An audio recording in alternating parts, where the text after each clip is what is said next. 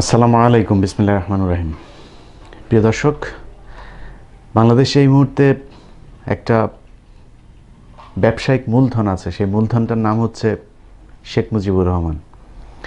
এই ধন এত বড় ধন, এই ধন দিয়ে আপনি যে কোনো ব্যবসা যদি শুরু করেন আপনার কোনো পুঁজি লাগবে না। এটাই এখন ব্যবসার একমাত্র মূলধন।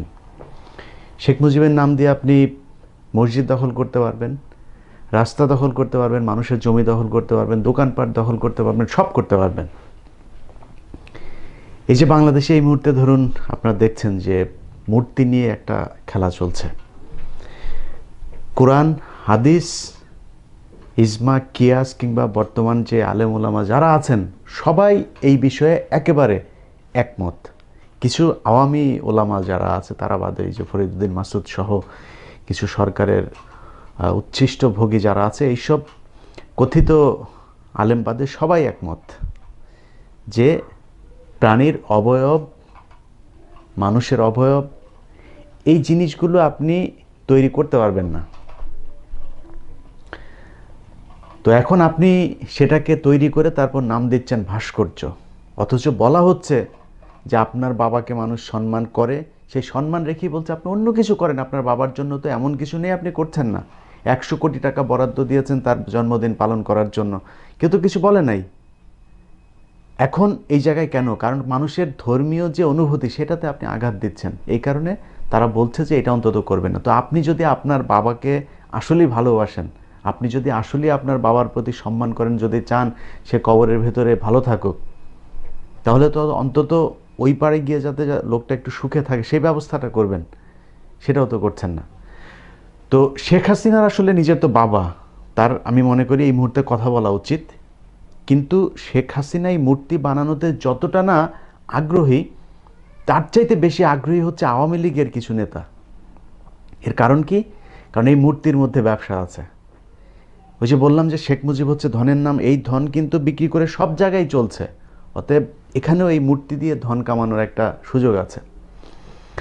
যমুনা টেলিভিশনের 360 ডিগ্রি একটা নিউজ করেছে, বেশ কয়েক মাস আগে করেছিল নিউজটা। সেখানে দেখেছিলাম আপনার মূর্তি বানানোর সেখানে 400 কোটি টাকা করেছে, বরাদ্দ দেওয়া হয়েছে, আরও অনেক গল্প সেখানে দেখলাম।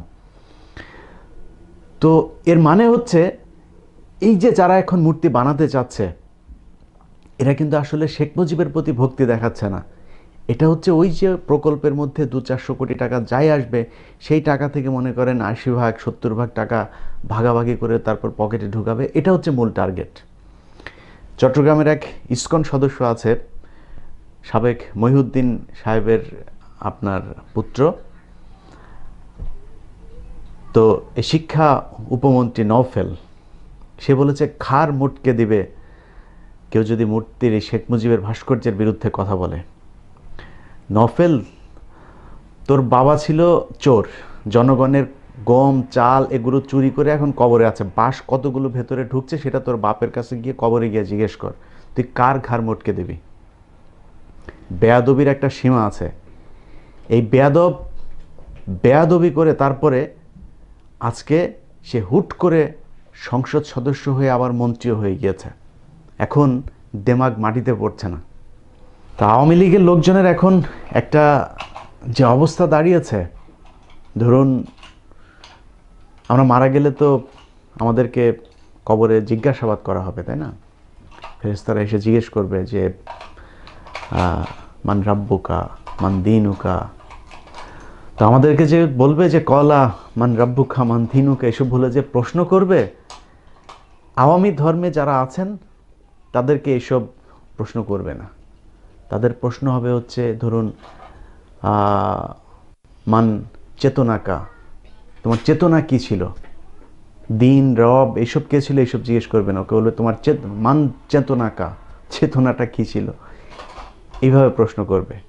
তো সেই নওফেল আজকে মূর্তির পক্ষে কথা বলে, ভাস্কর্যের পক্ষে, ইনিয়ে বিনিয়ে তারপরে সেটাকে হালাল করার চেষ্টা করে। কারণ কি? কারণ ওই একটাই, সেটা হচ্ছে এক তোষামোদি করতে হবে যে শেখ মুজিবকে আমরা বিরাট ভালোবাসি এটা বোঝাতে হবে, এটা বুঝিয়ে অন্য জায়গায় ব্যবসা করতে হবে।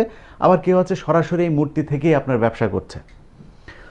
দেখুন না, মূর্তি, শেখ মুজিবের মূর্তি বানিয়েছে, সেই মূর্তি কি শাহরিয়ার কবিরের ছবি সেটা নাকি মিশা সওদাগরের বোঝা যাচ্ছে না, এরকম এক মূর্তি বানিয়ে বসে রেখেছে। মূল টার্গেট শেখ মুজিবকে সম্মান করা না, টাকা পয়সা কামানো।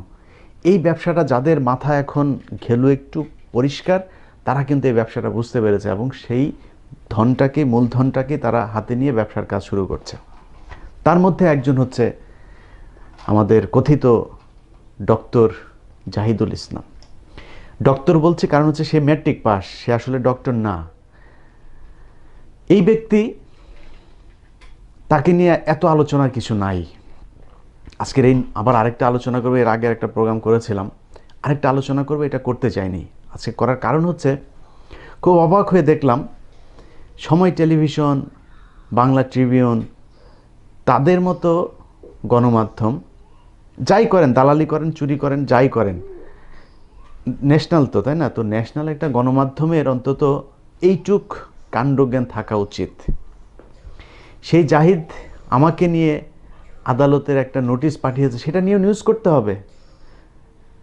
আজকে তো ওই যে আমার ব্যাংক হিসাব তলব করেছে, তারপরে কনক সারোয়ার সহ পিনাকি ভট্টাচার্য, মোহাম্মদুর রহমান স্যার, ওনাদের সবার মিলিয়ে প্রায় 35 জনের ব্যাংক হিসাব তলব করেছেন।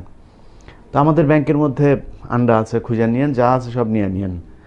এখন এই যে এটা একটা, যদি ন্যাশনাল গণমাধ্যম, বিভিন্ন পত্রিকা, টেলিভিশন নিউজ করেছে, এটা করা যায়, কিন্তু কোথাকার কোন একজন অখ্যাত ব্যক্তি তিনি আদালতে নোটিশ পাঠিয়েছেন, সেটা আপনি নিউজ করলেন। সেই নিউজ কি? ইউটিউবকে নোটিশ পাঠানো হয়েছে, $50 লাখ মামলা করা হবে মানহানির, যদি আমার ভিডিও ইউটিউব থেকে সরানো না হয়।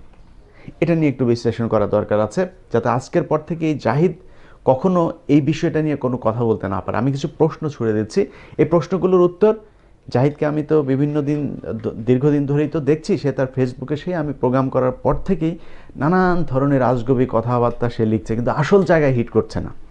আসল জায়গাগুলো আপনাদেরকে একটু ধরিয়ে দিই। জাহিদ ইউটিউবকে নোটিশ পাঠিয়েছে বাংলাদেশের আদালতে। ইউটিউবকে যদি নোটিশ পাঠিয়ে এত সহজে ইলিয়াস হুসাইনের ভিডিও সরানো যেত, এতদিন ইলিয়াস হুসাইনের চ্যানেল তো দূরের কথা, আমার ফোনও মনে আমার হাতে থাকতো না। আমার চ্যানেলের উপরে যত রিপোর্ট আর যত অত্যাচার হয়েছে, এত অত্যাচার মনে হয় ইউটিউবের ইতিহাসে কারোর চ্যানেলের উপরে হয়নি, টিকে আছে এখন পর্যন্ত।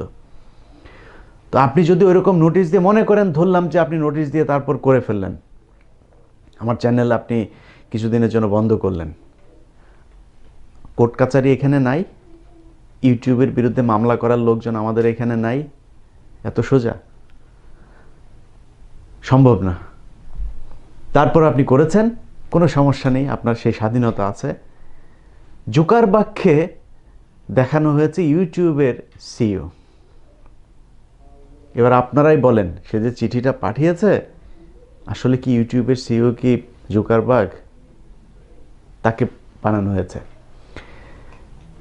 এবং একটা পত্রিকা সেটা নিয়ে নিউজ করেছে, সেই পত্রিকা সাংবাদিক আবার জাহিদ সাহেবকে ফোন করেছে যে ভাই আপনি তো এটা ভুল লিখেছেন। তো তিনি আবার বলেছেন আমেরিকার কোন এক সাংবাদিক নাকি তাকে বলেছে যে এটাই তো হচ্ছে না, এটাই হচ্ছে ইউটিউবের সিইওর নামে হচ্ছে জুকারবার্গ। ফেসবুক আর ইউটিউব একই জিনিস। সেই জায়গায় একটা গলদ গিয়েছে। তারপরে ভেতরে আসি, তিনি সেখানে ইউটিউবকে বলছে যে মানহানি করা হয়েছে তার বিরুদ্ধে, কল্পনায় কিছু কথাবার্তা বলা হয়েছে যেটা কিনা তিনি করেননি। এক নম্বর হচ্ছে, প্রথম যে প্রোগ্রামটা করা হয়েছিল সেই প্রোগ্রামের মধ্যে মামলা নাম্বার ধরে তারপরে সেখানে উল্লেখ করা হয়েছে। এটা আজগুবি গল্প বানায় ইলিয়াস হুসাইন তার চ্যানেলে তৈরি করে না। ইলিয়াস হুসাইন যদি কথা বলে মাসে $5000 আরামসে ইনকাম করতে পারবে ইউটিউব থেকে, সে সেটা করে না, সে কাজ করে খায় এখানে। আর ইউটিউবে যেটা বলার দরকার ততটুকুই বলে। অতএব এটা আমার ব্যবসার জায়গা না। আমি আপনার বিরুদ্ধে যা বলেছি একদম হাতে প্রমাণ তথ্যাদি নিয়ে তারপরে বলেছে। আপনি প্রমাণ দিবেন যে মামলার নাম্বারগুলো আমি দেখিয়েছি, সেই মামলাগুলো আপনার নামে হয় নাই। সেই মামলার মধ্যে ডিজিটাল নিরাপত্তা অ্যাক্টে তার বিরুদ্ধে একটা মামলা হয়েছে, এবং সেই মামলাতে উল্লেখ করা হয়েছে এজাহারে যে তিনি শেখ মুজিব, শেখ হাসিনা সহ রাষ্ট্রের গুরুত্বপূর্ণ মানুষের বিরুদ্ধে তিনি লেখালেখি করেছেন ফেসবুক, ইউটিউব, এবং তিনি নিজে বই লিখেছেন। যাই হোক, একুশে টেলিভিশনে যে মানুষগুলো ছিল একেবারে নিচের থেকে শুরু করে উপর পর্যন্ত প্রতিটা মানুষের কাছে আমি আইন শৃঙ্খলা বাহিনীর কাছে অনুরোধ থাকলো তাদেরকে জিজ্ঞেস করবেন যে এই ডাক্তার জাহিদ উনি কি আসলে এই বিএনপিপন্থী ছিলেন বা এন্টি গভর্নমেন্ট ছিলেন নাকি আওয়ামীপন্থী লোক ছিলেন। সেই সময়ের তার অসংখ্য বই তিনি একুশে টেলিভিশনের বিভিন্ন মানুষদেরকে তিনি দিয়ে বেড়াতেন।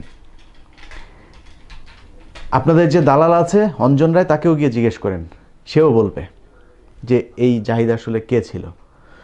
সে তার মেয়েকে পর্যন্ত ব্যবহার করেছে, তার মেয়েকে দিয়েছে, তার বই, মেয়েও দু একটা বই লিখেছে এবং সেটাতে নাকি তিনি তাকে তার মেয়েকে সহায়তা করেছেন। লেখক পরিচয় পোর্শনে লেখা আছে, দুজনে মিলেমিশে তারপর শেখ মুজিবকে নিয়ে বই লিখেছেন। তো আমি লোক পাঠিয়েছিলাম, তার যে বইগুলো, যে প্রকাশনীর ঠিকানা দিয়ে বইগুলো বের করা হয়েছে, সেই বইগুলো কি আসলেই সেখানে কোনো প্রকাশনী আছে কিনা, এবং সেখানে গিয়ে দেখা গেছে ওই ঠিকানার মধ্যে এই নামে কোনো প্রকাশনীই নাই।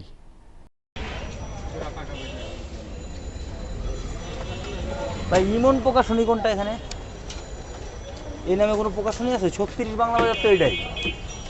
এই বইটি আছে আপনাদের কাছে ভাই? এই যে ডক্টর জাহিদুল ইসলামের মুক্তিযুদ্ধ অজানা গল্প, দোতলায় কিছু গল্পের বই আছে, দোতলায়, তাই না? এমনি এই প্রকাশনী এই বিল্ডিংয়ে ইমন প্রকাশনী এইখানে দোতলায় গিয়ে দেখি।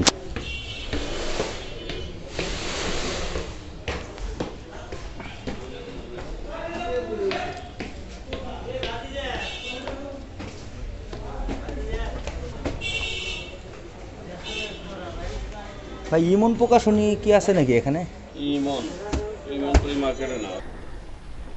তার মানে হচ্ছে এটা পুরোটাই ফ্রড। ডক্টর জাহিদের কাছে আমার প্রশ্ন থাকলো, আপনার এই যে বইয়ের প্রকাশনীর যে ঠিকানাটা দিয়েছেন, এই ঠিকানাটা আসলে কোথায়? তার যে 3 নাম্বার আছে, সেই 3 নাম্বারটা আমি সংগ্রহ করেছি এবং সেখানে তিনি আরেকটা জালিয়াতি করেছেন। সেটা কি? সেটা হচ্ছে তিনি 3 নাম্বারের মধ্যে স্থায়ী ঠিকানা হবে হচ্ছে মানুষের একেবারে পার্মানেন্ট যে অ্যাড্রেস, সেটা তিনি কোর্টের একটা কোনো একজন উকিলের কার্যালয়ের ঠিকানা তিনি পার্মানেন্ট অ্যাড্রেস হিসেবে ব্যবহার করেছেন। কত বড় জালিয়াত আপনি চিন্তা করুন। 3 নাম্বার, আপনি নিজেকে ডক্টর দাবি করেন। একুশে টেলিভিশনের চেয়ারম্যান আব্দুল সালামকে ধরার পরপরই আপনাকে যখন গ্রেপ্তার করা হয়, তখন ডিবি আপনাকে জিজ্ঞাসাবাদের এক পর্যায়ে জিজ্ঞেস করেছিল যে তুই কোথাকার ডাক্তার। তখন আপনি ওই ডিবির অফিসারের পায়ে জড়িয়ে ধরে তারপর বলেছিলেন যে স্যার আমি তো আসলে ডক্টর না, একটু নিজের মান সম্মান একটু বাড়ানোর জন্য এটা ব্যবহার করেছে। এই কথাটা সত্য আর মিথ্যা এটা জানতে চাই। যদি মিথ্যা হয়, আপনি যে পিএইচডি করেছেন এর ন্যূনতম প্রমাণ বাংলাদেশের মানুষের সামনে, আপনি তো ফেসবুক, ইউটিউব এইসব জায়গায় খুবই তৎপর দেখলাম, কোর্টে যাচ্ছেন, এটা একটু হাজির করবেন যে হ্যাঁ এই যে এই জায়গায় গিয়েছিলাম আমি, এইখানে আমার সাবজেক্ট এটা ছিল, এটা। বাংলাদেশের মানুষের কাছে এই প্রতারক সম্পর্কে যেটা বলতে চাই যে তাকে নিয়ে আসলে এত সময় দেওয়ার আর সময় নেই, এটাই তাকে নিয়ে শেষ ভিডিও। এই প্রতারক হতে সাবধান থাকবেন এবং প্রশাসনের যাদেরকে সে এখন ব্যবহার করতে চাচ্ছে, আওয়ামী লীগের যেসব মানুষজনকে সে এখন ব্যবহার করতে চাচ্ছে, ভাই আওয়ামী লীগের ভাইদের কাছে আমার অনুরোধ, ভাই আপনার আওয়ামী লীগে তো তেলবাজের অভাব নেই। এই নয়া তেলবাজটা যেখানেই যাচ্ছে, যাদের সাথেই ঘুরছে, আমি তো সব শুনছি, তো তাদের কাছে একটু অনুরোধ থাকলো তার ব্যাকগ্রাউন্ডটা জানার জন্য শুধু একটু এই টিভিতে গেলেই চলবে, শুধুমাত্র একটু ইটিভিতে গেলেই চলবে যে তার ভূমিকা ইটিভিতে কী ছিল এবং সে কোন দলের পক্ষের লোক ছিল, এই জিনিসটা একটু জেনে বের করবেন। সবাই ভালো থাকবেন, আল্লাহ হাফেজ।